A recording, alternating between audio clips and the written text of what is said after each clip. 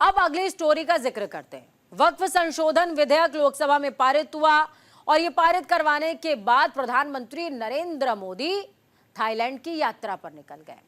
अपने 2 दिवसीय दौरे पर थाईलैंड पहुंचे पीएम मोदी वहां बिम्स्टेक शिखर सम्मेलन में शामिल होंगे। बिम्स्टेक का ये 6वां सम्मेलन है। इसके साथ ही पीएम मोदी की ये थाईलैंड की तीसरी आधिकारिक यात्रा है। बिम्स्टेक में भाग लेने पीएम मोदी बैंकॉक पहुंचे हैं और यहां उनका शानदार स्वागत भी हुआ। पीएम मोदी की एक खासियत है, वो जहां भी जाते हैं छा जाते हैं। पीएम मोदी जब थाईलैंड पहुंचे तो प्रवासी भारतीयों के बीच में गजब का उत्साह देखने को मिला। सभी मोदी मोदी के नारे लगाते नजर आए। भारतीय समुदाय के लोगों ने पीएम मोदी के स्वागत में वंदे मातरम और भारत माता की जय के नारे भी लगाए हैं। उनके स्वागत में कई रंगारंग कार्यक्रम की खूबसूरत तस्वीरें भी सामने आई। इसके बाद थाई रामायण का मंचन देखा गया। यहाँ रामायण को राम किएन कहा जाता है। फिर पीएम मोदी ने थाईलैंड के पीएम शिनवात्रा से द्विपक्षीय मुलाकात करी। इस दौरान दोनों देशों के अधिकारियों ने व्यापारिक संबंधों पर चर्चा करी। भारत थाईलैंड संबंधों को रणनीतिक साझेदारी में बदलने पर चर्चा हुई और भारत और थाईलैंड के बीच कई समझौतों पर हस्ताक्षर हुए, यानी कि एमओयू साइन हुए। वो समझौते कौन कौन से हैं, अब वो हम आपको ग्राफिक्स के जरिए बताएंगे। पीएम मोदी ने कहा कि हमने भारत के उत्तर पूर्वी राज्यों और थाईलैंड के बीच टूरिज्म, कल्चर, शिक्षा यानी कि एजुकेशन का जो क्षेत्र है वहां सहयोग पर बल दिया है।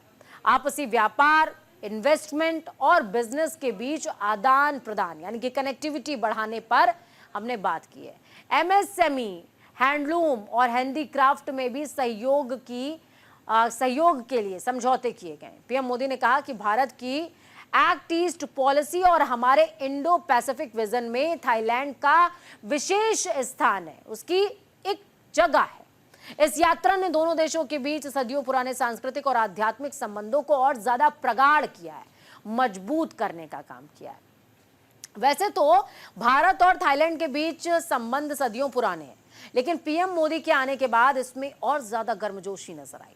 हाल ही में जब थाईलैंड में महाभूकंप से भारी तबाही मची, तब भारत ने अपना मदद का हाथ आगे बढ़ाया। भूकंप के बाद पीएम मोदी का यह पहला दौरा। प्रधानमंत्री नरेंद्र मोदी ने जॉइंट पीसी में भूकंप में जान गंवाने वाले लोगों के प्रति अपनी संवेदना जाहिर करी और भारत थाईलैंड के सदियों पुराने संबंध का जिक्र भी किया। 28 मार्च को आए भूकंप में हुई जनहानि के लिए मैं भारत के लोगों की ओर से गहरी संवेदनाएं प्रकट करता हूं और हम घायल हुए लोगों के शीघ्र स्वस्थ होने की कामना करते हैं।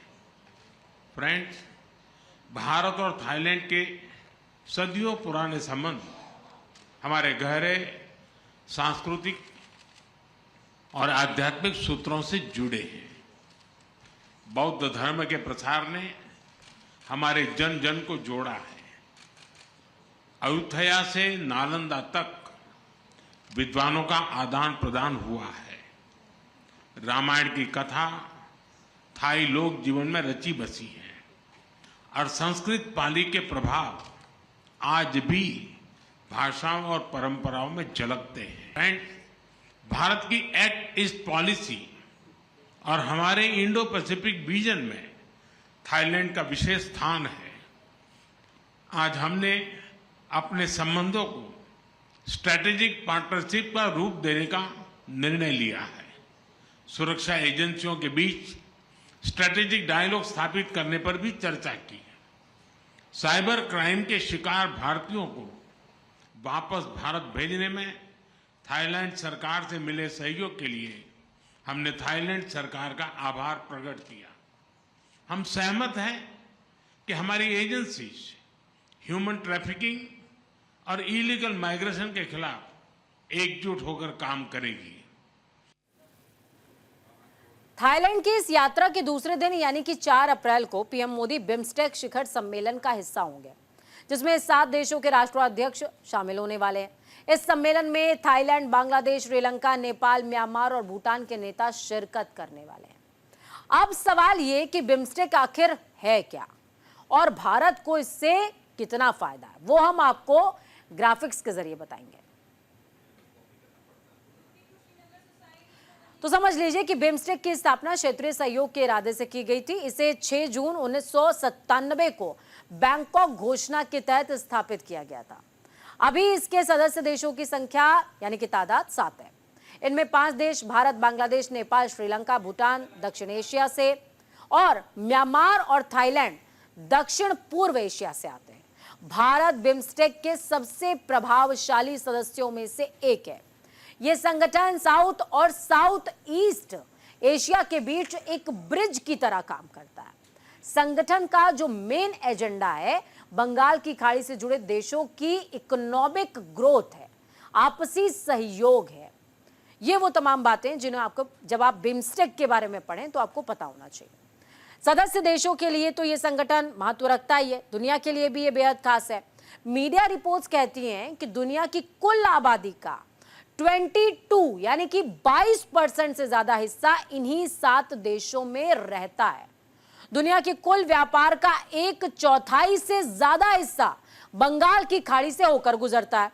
सदस्य देशों की संयुक्त जीडीपी लगभग यानी कि जॉइंट जीडीपी की यहां पर बात हो रही है 7 राज्यों की 4 ट्रिलियन अमेरिकी डॉलर बताई जाती है। ये आंकड़े ये बताने को काफी हैं कि दुनिया के लिए इस संगठन और इसके सदस्य कितने ज्यादा इंपॉर्टेंट है। इस बैठक के बाद कहा जा रहा है कि पीएम मोदी बांग्लादेश के अंतरिम सरकार के प्रमुख मोहम्मद यूनुस से भी मिल सकते हैं, क्योंकि बांग्लादेश की तरफ से कई बार द्विपक्षीय बैठक का अनुरोध किया गया, रिक्वेस्ट की गई।